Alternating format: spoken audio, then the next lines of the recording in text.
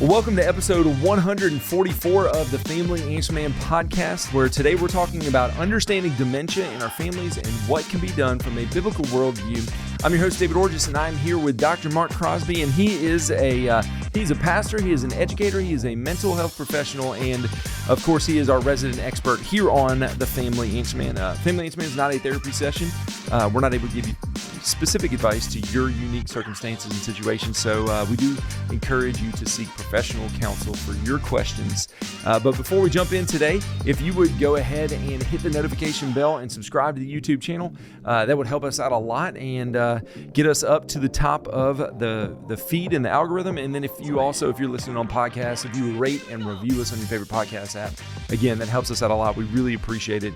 And as always, you can just directly share the show with your family and your friends and invite them to join you on your journey of having stronger, healthier, and happier families. Dr. Mark, good to be here with you today. Yes. We've got a big question, understanding dementia in our families and what can be done. I know that dementia is kind of like a lot of the psychological terms that have really become popular in recent years. And do you feel like people have a good idea of what dementia is, or do you think there's more kind of a pop culture understanding? I think a little of both. I think, and we'll unpack this more in a moment, but dementia basically is an umbrella term. And underneath that umbrella comes all of your other diagnoses, such as Alzheimer's, Parkinson's, et cetera.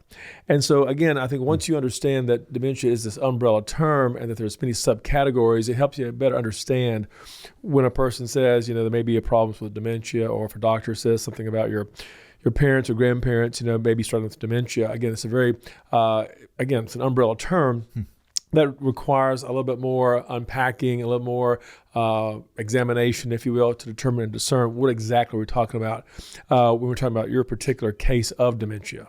Again, is it Parkinson's? Is it Alzheimer's? Is it some sort of brain trauma? And then what can we do to prevent it? And then what can we do to treat it?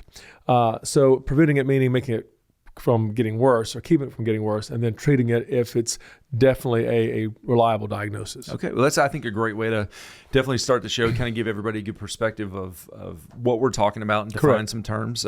If you guys have a question that y'all want to have answered on the air, we would love to answer those questions for you. You can email us at familyanswerman@liveoak.church. Again, that's familyanswerman@liveoak.church is our email address where you can ask us your questions directly. The question that we have for today says, my parents are in their 80s and I'm in my late 50s. My parents seem to be forgetful, irritable, and at times seem lost in their surroundings. Others are telling me that this is dementia. What exactly is dementia, and what can we do to help? Right. So we said a moment ago, dementia is an umbrella term. And really what that means is you're talking about this loss or this diminishing capacity of mental cognition. And that's just a fancy way of saying that you're starting to lose maybe some of your mental capabilities. For example, you start losing maybe your memory. We all have this situation where we walk into the room and go, where did I leave my keys, right? But that's one level, if you will, perhaps, if it's ongoing, if it's consistent, if it may be something you might want to be thinking about. But it's not so much, where are my keys, but what are my keys used for? Okay. And there's a difference. I mean, we all misplace our keys. We all misplace, our wallet or whatever, our cell phones. Okay, we all misplace that. But when you don't know how to use your cell phone anymore, when you're not quite sure what your cell phone is for, when you're not quite sure what your cell phone does, that's when, again, it's a really serious situation. Also, too, loss of recognition. You don't recognize maybe your surroundings. You're not quite sure. You've been living in this house for 25 years, and for a moment, you forget where the bathroom is, or where the kitchen is, or whatever. So there's this loss of recognition. Maybe also family and friends, people you've known all of your life. You're not quite sure what their names are anymore. You're not quite sure who they're related to. Not quite sure, is this my son or my grandson? Which one are you, kind of thing. And so there's that. There's that loss of logical thinking. They cannot think logically as to, if I do this, this will happen. If I don't do this, this won't happen. And so there's this sense of, I'm losing this sense of logical thinking. That's why they say things, they do things. They may put the milk in the microwave and put the coffee in the refrigerator, kind of thing. They're not quite sure what is to be used and how. Problem-solving skills are pretty much lost. They're not quite sure, how to start their car any longer. Or if they start their car, now what do I do? To put it in reverse, park, what do I do? And then there's this practical conversation or practical conversing. They're not quite sure what's going on in their life, what's happening in the day-to-day current situations or events. They're not quite sure. They talk about people who've passed away 25 years ago as if they're still living. And so this is dementia is this diminishing loss of mental cognition and capacity. And so with that being said, there's many subcategories that cause dementia. And that's the $1 million question. What causes dementia? I mean, dementia basically has only been researched and studied exclusively and extensively, I would say, only in the last 45 years. Which is a relatively short term. It really is. I mean, used to, it was just, they're getting old, mama is senile, papa, don't worry about him. He says all kind of crazy things. And we kind of brushed it off and went on. Or unfortunately, in many cases, we put them in nursing homes, gave them lots of drugs and forgot about them as they watched reruns of Gunsmoke, And this is basically, how we treated these individuals. But now more and more wanting their independence, nursing homes are very expensive. And so how do we, create an alternative to the nursing home? And so they're asking, maybe we can use medication. Maybe we can use ways of preventing dementia. Maybe there's things that we can do that would help them keep their independence longer so that they can, live by themselves or have, maybe someone come by and visit them ever so often that will help them with their food or their clothing or keeping their house clean or whatever. So the most common subcategory of dementia, basically, we'd argue, is Alzheimer's. Alzheimer's is a neurodegenerative disease. It starts slowly, but it progresses, and it progressively gets worse. And so the reality is that it's the cause of 60 to 70% of all cases of dementia. That's a lot. 60 to 70% of all cases of dementia have to do with Alzheimer's. And the reality is Alzheimer's, for many, even in our medical community, still is somewhat of a mystery as far as how does one, contract the symptoms of Alzheimer's. Is it genetic? Is it environmental? Is it a combination of the two? So there's still some research that's going on trying to figure out who gets Alzheimer's, why we get Alzheimer's, et cetera. But here are some early symptoms that we need to be mindful of. As we said a while ago, you cannot remember recent events. Again, you ask your mother, your father, whatever, hey, did you see Uncle Joe today? And they go, no, I didn't see Uncle Joe. Well, Mom, he just walked out of the house. And so there's that. You can't remember recent events. Whereas before, when they were younger or healthier, they could remember everything, everybody's birthday, everybody's anniversary, everybody's, favorite holiday and all that. But now they can't remember recent events. And so that's a first early symptom that you need to be aware of. They're easily disoriented. If they're home, sometimes they'll say, I think I need to go home now. And you go, no, you are home. You are home. And so there's this orientation that occurs. There's mood swings.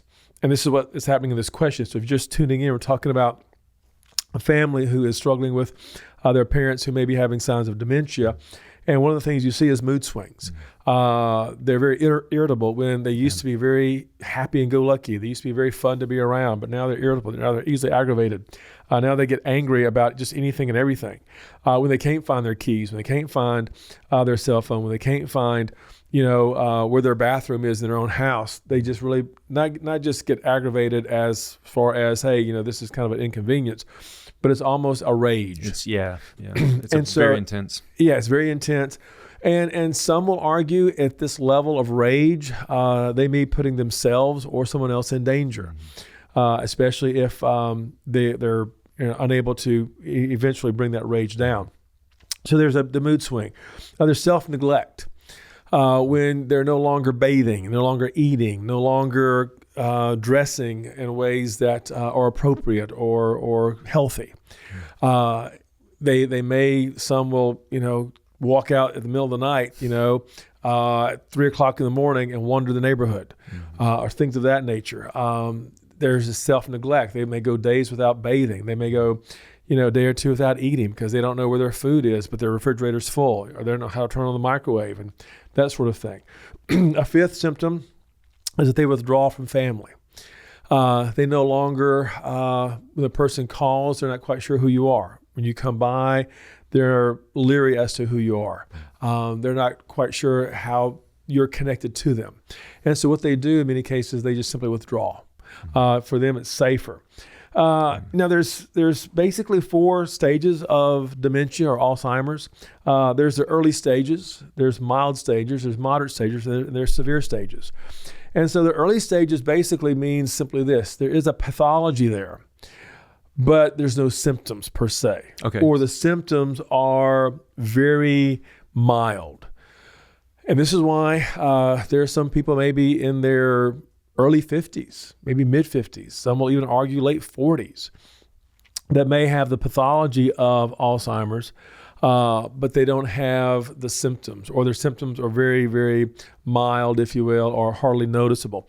And by pathology, I mean this: if you were to look at a brain scan, you would see where the Alzheimer's is starting to progress a little bit. You're starting to see maybe the plaque on the brain, and so there's that pathology, but you don't see any of the symptoms, or the symptoms are not that noticeable on a daily basis. But there's early, there's mild, where again you go, I never can find my keys. I get lost in my own house a little bit, but once I kind of get oriented, I know where I am. There's mild, where again you're not quite sure how to get out of your neighborhood. There's moderate, where you're again can't remember names and places and faces like you used to ever so often. And then there's severe, where you know nothing about who you are or what's going on, and sometimes you don't even know your own name. Sometimes you have no idea who your kids are. You don't know anything. Your brain just has checked out. Yeah. And in some cases, you even struggle with maybe feeding yourself, or clothing yourself, or putting on your own socks, or putting on a hat even. So this is a very difficult way to live. It's and this is difficult on families. Yeah. Because what happens is, and we all struggle with this, that even if your parents are in their 70s or 80s or 90s, and you're in your 50s or 60s or 70s, they're still your parents, and you still remember them and think of them as that strong, healthy, always on top of things, always having a good answer, always the protector, always the provider, always the one that has the answers to the questions and solves the problems and all these things. And now to see these individuals that you once looked up to and loved deeply, though you still love them, but you looked up to as this problem solver in your life, who now can't do something as simple as put on their own shoes, or tie their own shoes, or put on their own shirt, that becomes very disheartening. It becomes very depressing for the family members, especially for the children and grandchildren as well. So the question always is, what causes this? And the causes are uncertain. We still don't know. Yeah. There's a lot of research that is going on, like I said, in the last 40 to 45 years.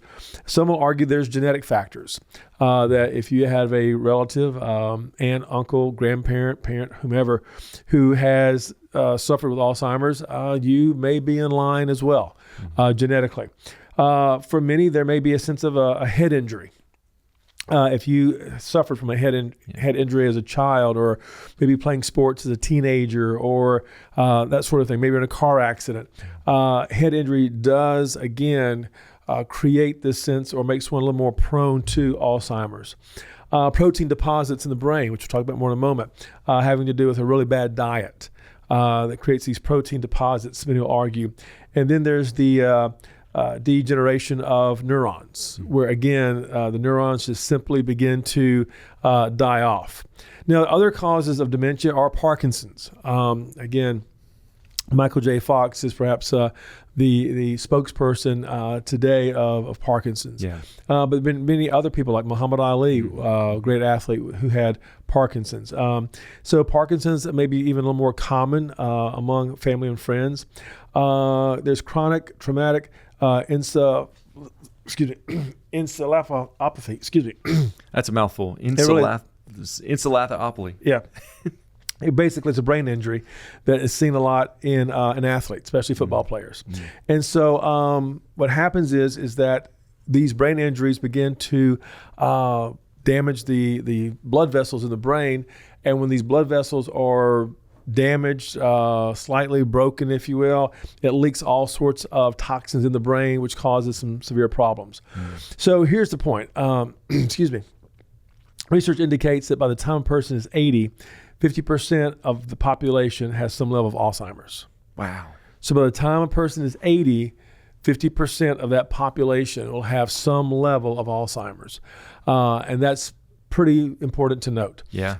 So if you have parents that are getting close to that age or parents that are that age, just know the probability is pretty high that they're going to have some problems with Alzheimer's. And pay attention to the symptoms. And remember, pay attention to the signs. Remember, because there's the early stage, mild stage, moderate stage, and severe stage.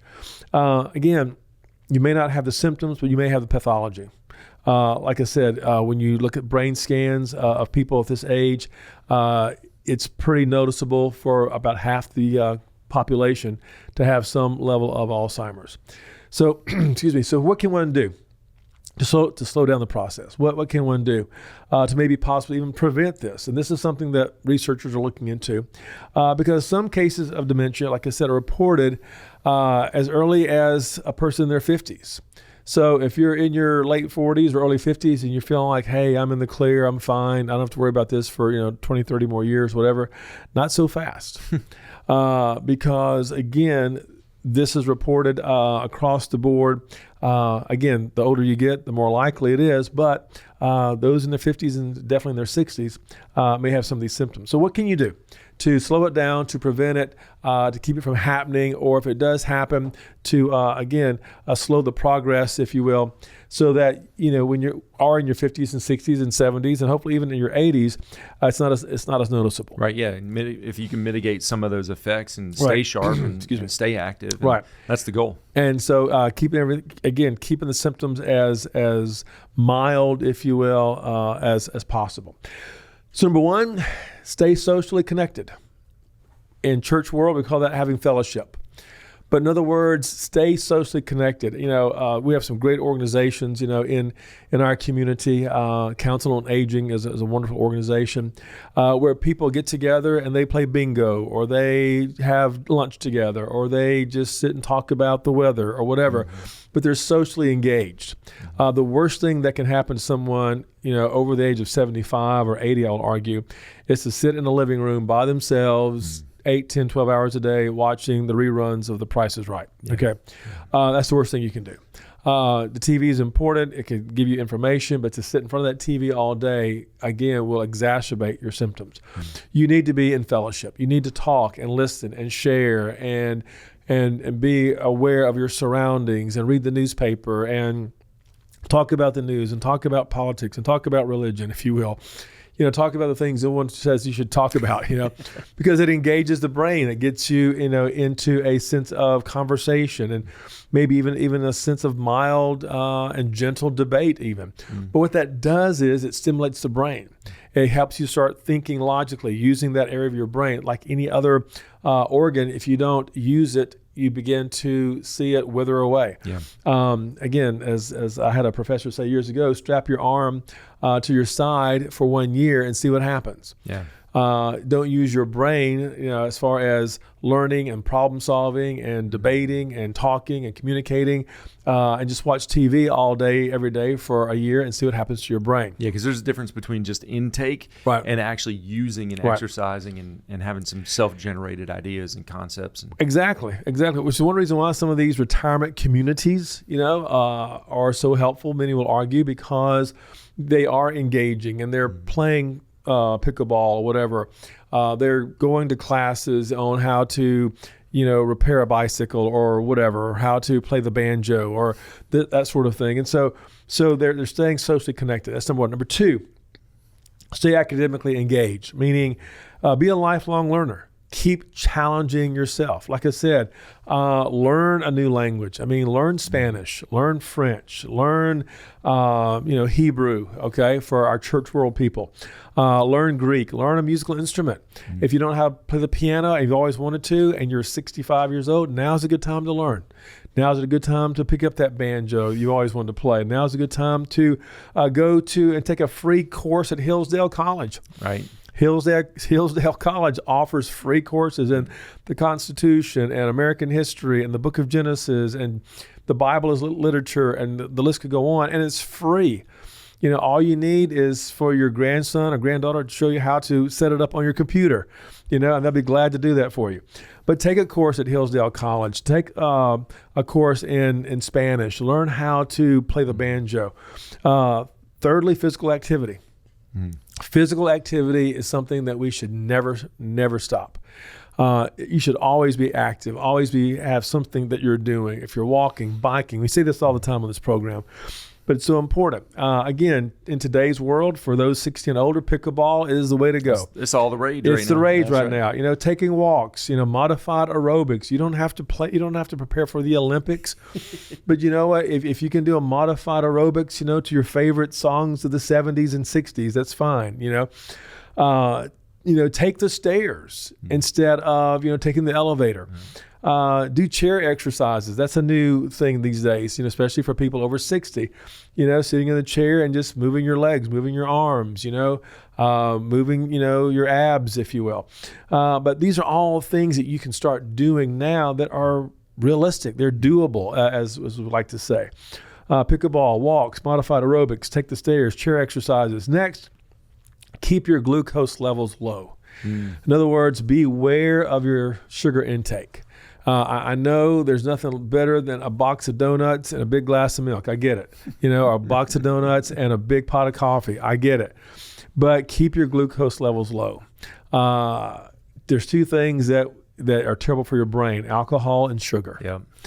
So everybody likes a good donut. I get it, but be careful of that. Beware of the sugar level in your especially if you struggle with diabetes. Again, that's hard on the brain. But keep your glucose levels low. Next, as I said a moment ago, alcohol damages the brain. I don't care who you are, where you come from, what culture you live in. I get it, but the reality is alcohol damages your brain and it makes your symptoms worse. So again, this is not just preacher talk, but the reality is, people who struggle with alcoholism and struggle with their alcohol intake, you're going to damage your brain and you're going to make your symptoms worse. And you may be the one that your kids have to send eventually to a nursing home because you cannot, remember, how to, put on your shirt. Yeah. But if you want to slow that down, now would be a good time to say, you know what, I don't need this. I can drink tea and be just as happy. Here's the point. Though aging may lead to dementia, it's not a guarantee. So though aging may lead to dementia, it's not a guarantee if you do and if you have some preventative measures. And that's the main point. So many ask, so what are other preventative measures? What also, basically contributes to dementia? And then I'll argue reducing the brain inflammation. Brain inflammation, again, contributes to dementia. And how do you do that? Well, you lower your blood pressure. Beware of your blood pressure getting too high.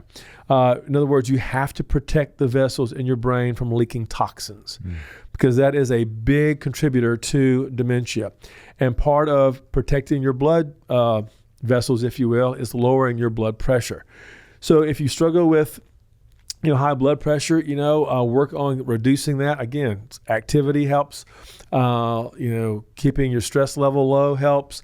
Your diet helps. There's a lot of natural products that help lower your blood pressure. There's beet supplements that people take to help, lower their blood pressure. So anyway, that's the first thing. Number two, reduce the stress in your life. If you're in your 60s, 70s, and 80s, I know life is always stressful, but hopefully you're at an age and stage in life where you can begin to reduce the stress in your life. So if you're just tuning in, we're talking about how to prevent dementia.